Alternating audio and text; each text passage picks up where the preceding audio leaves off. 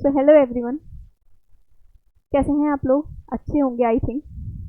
चलिए without delay start करते हैं। कल हम लोगों ने प्रोनाउन से स्टार्ट किया था एंड आई थिंक आप लोगों को अच्छे से सारा पॉइंट्स क्लियर हुए होंगे। ठीक है, आगे बढ़ते हैं। हमने जहाँ छोड़ा था वहीं से स्टार्ट करते हैं। ये सब हमने देख लिया था, पर्सनल प्रोनाउन, देन एग्जाम्पल्स, कुछ रूल्स देखे हमने। Okay, so today we will start from hair.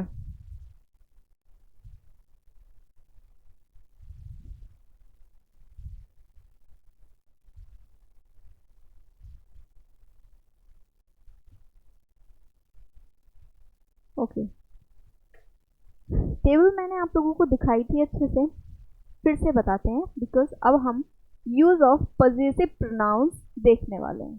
क्या है पजेसिव प्रोनाउंस?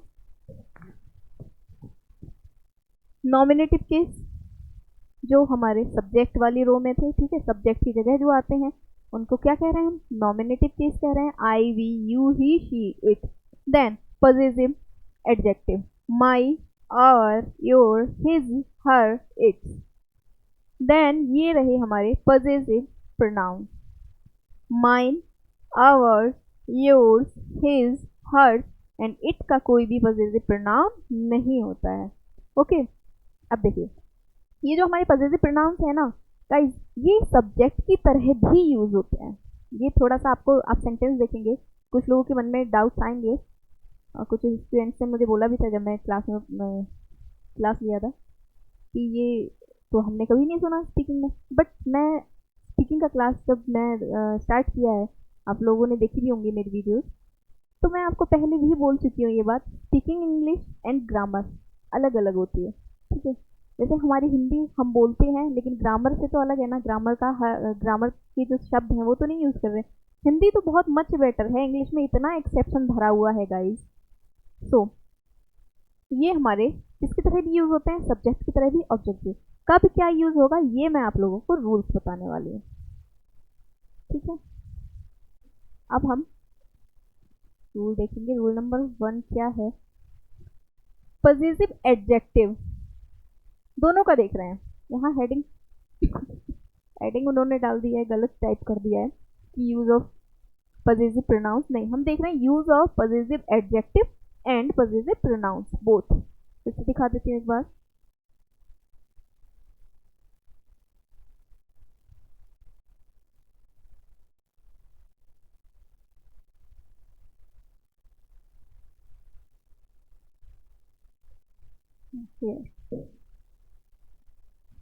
ओके, ठीक है, तो ये क्या थे? हमारे एडजेक्टिव थे एंड ये थे प्रोनाउंस। नाउ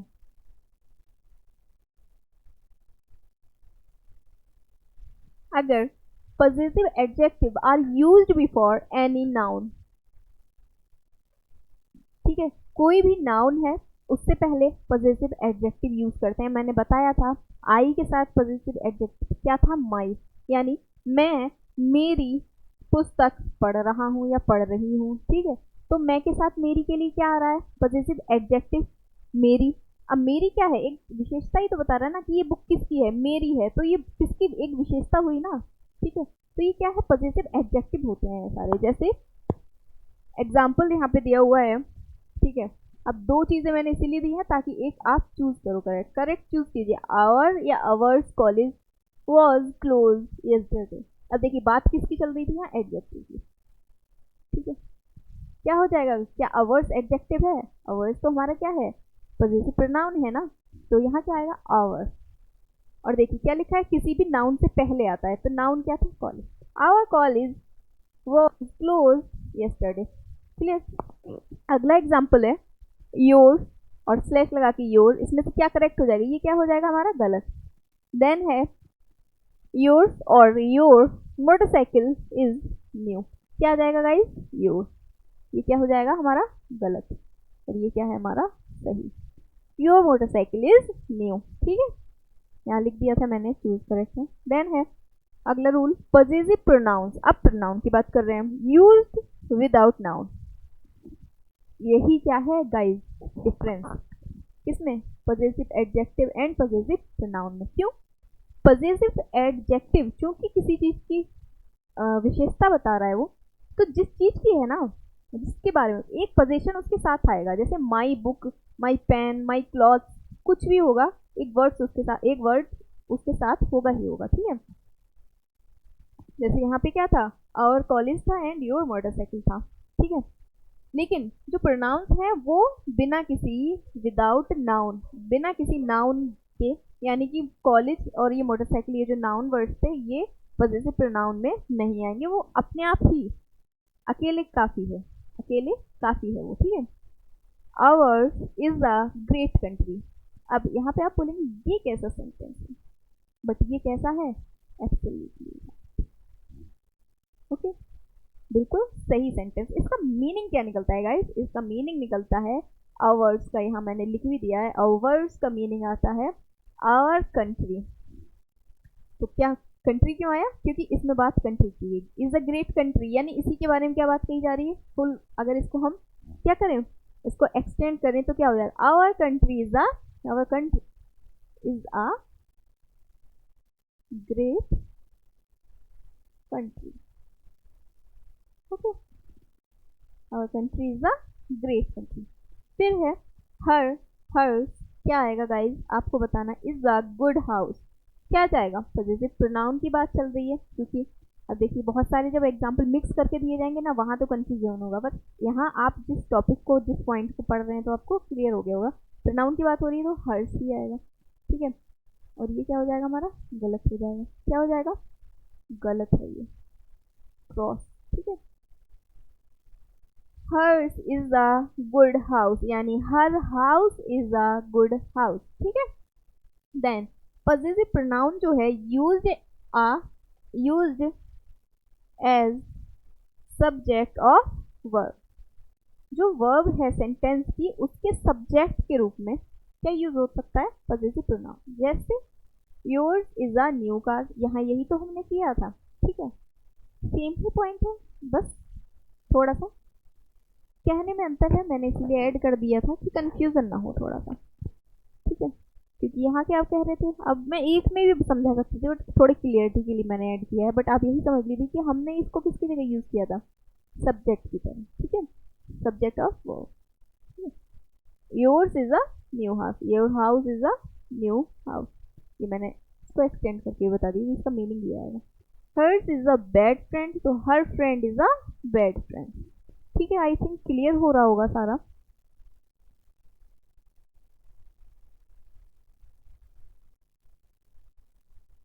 नेक्स्ट है possessive pronoun also used as object of a verb in the sentence।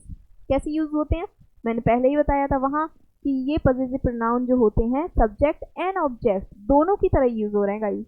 तो सब्जेक्ट में बता चुकी हूँ, अब हम क्या देख रहे हैं, ऑब्जेक्ट।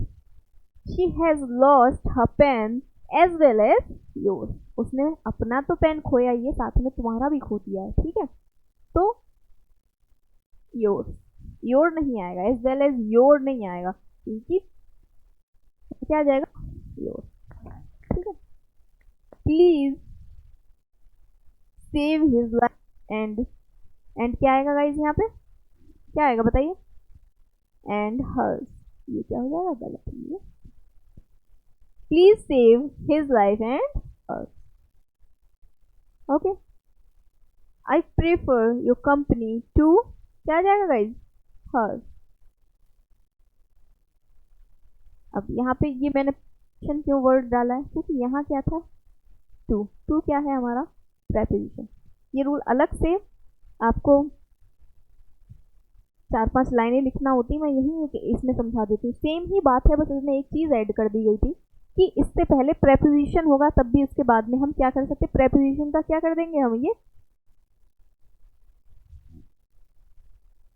पर्सन जो पॉजेसिव प्रोनाउन है वो ही यूज होगा उसके ऑब्जेक्ट की तरह, ठीक है। उसके बाद possessive pronoun used as subject of infinitive to plus verb की फर्स्ट फॉर्म, यानी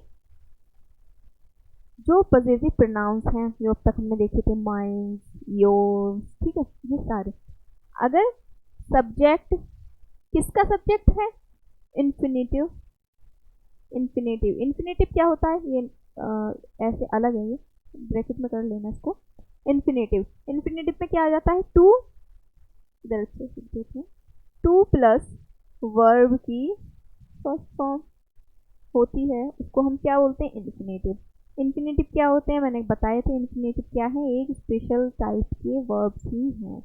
ठीक है गाइस, तो टू के बाद लगे होते हैं, टू के बाद क्या आ जाती है, वर्ब की फर्स्ट फॉर्म होती है, वो पूरा जो एक साथ क्या कहलाता है, टू प्लस वर्ब की फर्स्ट फॉर्म के साथ जो भी आपकी वर्ब रहती है क्या कहलाती है, इन्फिनेटिव वर्ब। तो ठीक है, एग्जाम्पल देखते हैं। She allowed her to go to the theater, but her father did not allow her. Her father did not allow her to go।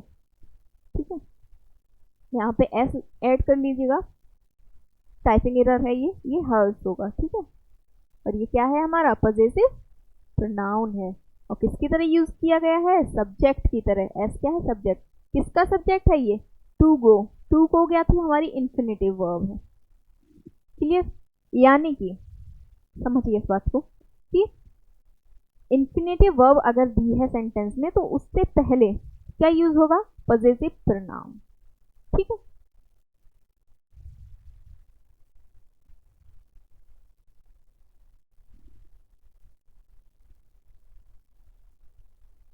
तो here are some examples, choose correct one। First one is your problem is different from mine और my। क्या आएगा guys इसमें, क्या आ जाएगा, from mine। ठीक है, mine's और me is a new dress। क्या आ जाएगा गाइस, mine। her और her क्या आ जाएगा, hers। ठीक है, is a good coffee। our और ours, school is in the top 10 school। क्या आएगा गाइस इसमें, ये क्या है दिया हुआ, नाउन है ना, नाउन के साथ तो क्या आएगा, अवर आएगा। ठीक है, ही हेल्प्ड राम, जो रूल्स अब तक आपको करा है वही रूल्स हैं। ही हेल्प्ड राम एंड क्या आएगा गाइस, क्या आएगा, he helped Ram and I, Ram and. ठीक है, प्रज्ञा फॉरवर्ड यू एंड आई,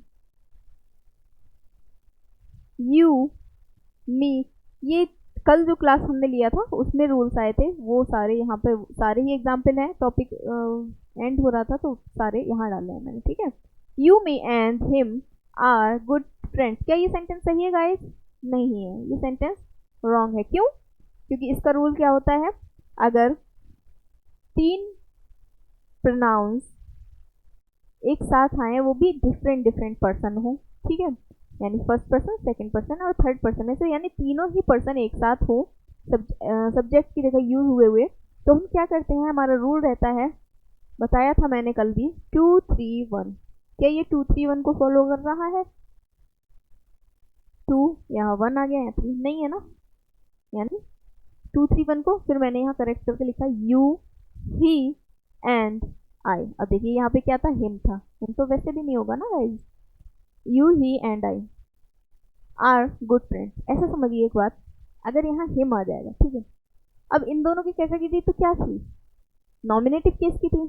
अब ये क्या कहेंगे भाई, ये थोड़े इंफीरियर फील करेंगे, कहेंगे तुम तो दोनों नॉमिनेटिव केस के हो, मैं हूँ ऑब्जेक्टिव केस का, मुझे छोटा तुमने बना लिया। नहीं भाई, मैं तो नॉमिनेटिव केस वाला ही आऊँगा।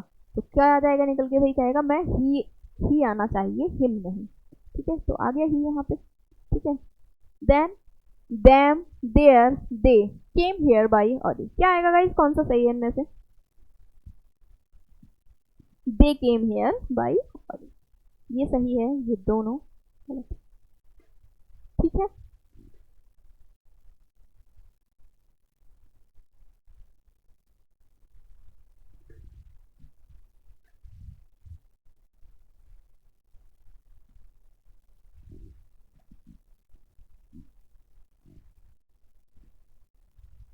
ये स्लाइड हमारी कंप्लीट हो गई है।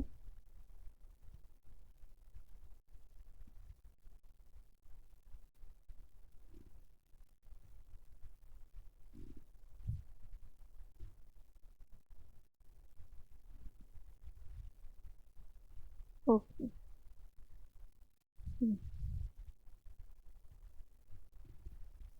नेक्स्ट देखेंगे हम यूज ऑफ इट। नेक्स्ट क्या है हमारा यूज ऑफ इट। कहाँ कहाँ यूज करते हैं हम इट का? It used as an introductory subject to express time, weather, temperature, distance and other natural incidents. यानी कि इट का यूज हम कहाँ करते हैं? एक सब्जेक्ट की तरह करते हैं। ठीक है, किस किस के सब्जेक्ट की तरह? जब समय, मौसम, तापमान या कोई प्राकृतिक घटना का हमको जिक्र किया गया, उसका सेंटेंस बनना हो। जैसे एग्जाम्पल से अच्छे से समझिए। अच्छा, एक बात और, इन दिस केस इट जो था, अब चूंकि इट क्या है, उसका सब्जेक्ट है नहीं, लेकिन क्या किया है हमने, यूज किया है, तो उस इट का चूंकि कोई अर्थ नहीं निकल रहा होता है, इसीलिए इस इट को क्या कहा जाता है? Empty it. इसका कोई खास ऐसा अपने एग्जाम में नहीं आने वाला कि इसको क्या कहते हैं, बट जब पढ़ रहे हैं तो अच्छे से एक लाइन और ऐड कर लेते हैं, क्या दिक्कत है? आप बोल सकते हो किसी को, ठीक, ये एम्प्टी इट है।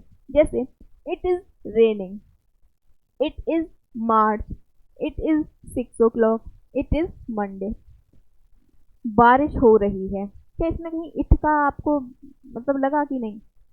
क्यों लगाते हैं हम? सिर्फ एक क्या है, इसीलिए एम्प्टी इट है। ठीक है, तो क्या है, बारिश हो रही है, ये मार्च है। ठीक है, नेक्स्ट देखेंगे हम। नेक्स्ट रूल क्या है इट को यूज करने का? It used as subject of the sentence to emphasise noun और प्रोनाउन। एम्फसाइज का मीनिंग क्या था गाइस? मैंने बताया था, फोर्स डालना किसी पर, फोर्स। ठीक है, कोई दबाव डालना। ठीक है, दबाव डालना, ये कह सकते हैं जोड़ देना, जोड़ देना। ठीक है, यानी कि इट का यूज हम करते हैं किसी सब्जेक्ट, एक सेंटेंस है उसमें उस सब्जेक्ट पर प्रेशर डालने के लिए। ठीक है, क्या यूज करते हैं हम? इट का यूज करते हैं। It was he who helped me yesterday. अब प्रेशर डालने मतलब उस पर प्रेशर से मतलब ये था कि उसको ज्यादा आप एक हाईलाइट कर रहे हैं। कैसे, किस तरीके से? जैसे आप ये भी तो बोल सकते हो कि वह यह जो है इसने मेरी मदद की थी, मतलब इसने मेरी मदद की थी, सीधे सीधे बोल सकते हो। लेकिन आप कैसे बोल रहे हो? इट वॉज ही, यह वह है जिसने मेरी कल क्या की है, मदद की है, यह वह है, एक थोड़ा फोर्सफुली बोल रहे हैं। ठीक है, तो it was he, it was Divya who helped me. Then use to introduce a phrase और क्लॉज। यानी कि कोई भी अगर हमें फ्रेज या क्लॉज को लिखना हो तो उससे पहले हम क्या लगा देते हैं? इट। जैसे कि एक मान लीजिए एक सेंटेंस है ये वाला, to live with an honest man is admirable. अब ये क्या था जो मैंने हाईलाइट कर रखा है? ये है फ्रेज आपका। ठीक है, इसको हम कैसे लिखेंगे? It is admirable to live with an honest man. Okay, समझ में आया? That it will rain today is probable. ये क्या होता है? क्लॉज। अब क्लॉज और फ्रेज में छोटा सा डिफरेंस होता है गाइस।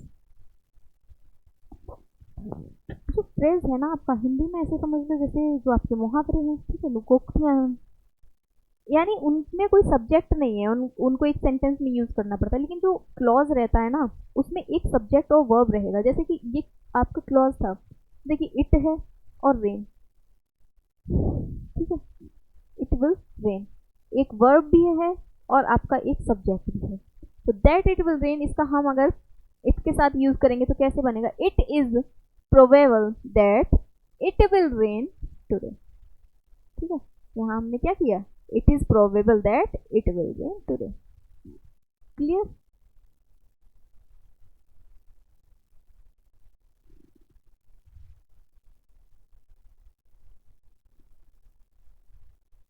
फॉर स्टेटमेंट और clause, Ram has made a mistake and he realise it.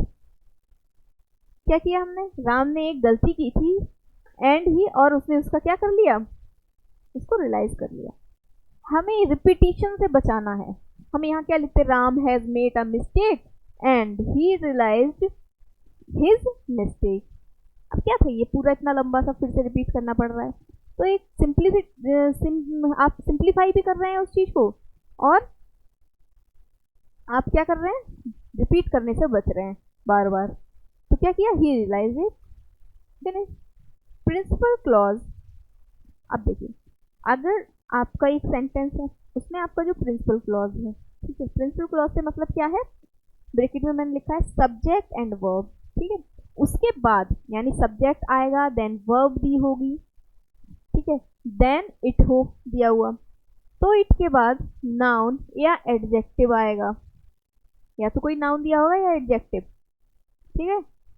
उसके बाद क्या आएगा, इंफिनिटिव, ठीक है। उसके बाद क्या आएगा, इंफिनिटिव। और देखिए, after it is remains hide, इस कंडीशन में जो हमने इट लगाया है, इसके बाद सेंटेंस में अगर इट इज है, ठीक है, वो है सही, हम उस इट के बाद इसको रिमूव भी कर सकते हैं और वो सेंटेंस भी हमारा बिल्कुल सही होता है। एग्जाम्पल से ज़्यादा अच्छे से समझ में आएगा। So let's go for example. Here we are. So we think that it is wrong to travel without ticket. ये है आपका एक जनरल सेंटेंस, ठीक है। अब अगर ये सेंटेंस को मैं ऐसे बना दूं, we think that, मैंने क्या किया है, रिमूव कर दिया यहाँ से। We think it is wrong to travel without ticket, क्या है, बिल्कुल सही सेंटेंस, रॉन्ग नहीं है ये। देन अब मैं इसको भी रिमूव कर दूं, we think it wrong to travel without ticket, ये भी क्या है, सही है, ठीक है। क्योंकि क्या हुआ, पहले एक सब्जेक्ट देन एक वर्ब, प्रिंसिपल क्लॉज, उसके बाद इट आया है, उसके बाद क्या था, नाउन या एडजेक्टिव है कोई, देन एक इंफिनिटिव है, टू ट्रेवल है, क्लियर। इसीलिए पर लग गया कि इसको हम रिमूव कर देंगे। वही लाइन है कि such sentences we can remove, such sentences can write without is but not without it. ऐसा नहीं है कि आप सोचो इट भी हटा दें हम, नो, इट तो रहेगा, सिर्फ क्या रिमूव कर सकते हैं आप, इज, ठीक है। चलिए फ्रेंड्स, आज के लिए इतना ही रहने देते हैं। आई होप आप लोगों को सेशन अच्छा लगा होगा, आप लोगों को समझ में आया होगा, और जिस तरह मैं मेहनत कर रही हूँ आप लोगों को समझाने में, आप लोग भी अपना थंब इम्प्रेशन या कोई इमोजी ड्रॉप करके कमेंट बॉक्स में मुझे मेरी मेहनत का थोड़ा सा फल दीजिएगा, ताकि मैं और ज़्यादा मोटिवेट हूँ और ज़्यादा अच्छे से आपको समझा सकूँ। और बाकी ठीक है, मिलते हैं नेक्स्ट लेक्चर में, ओके। तब तक, till then, bye bye, take care, have a good day.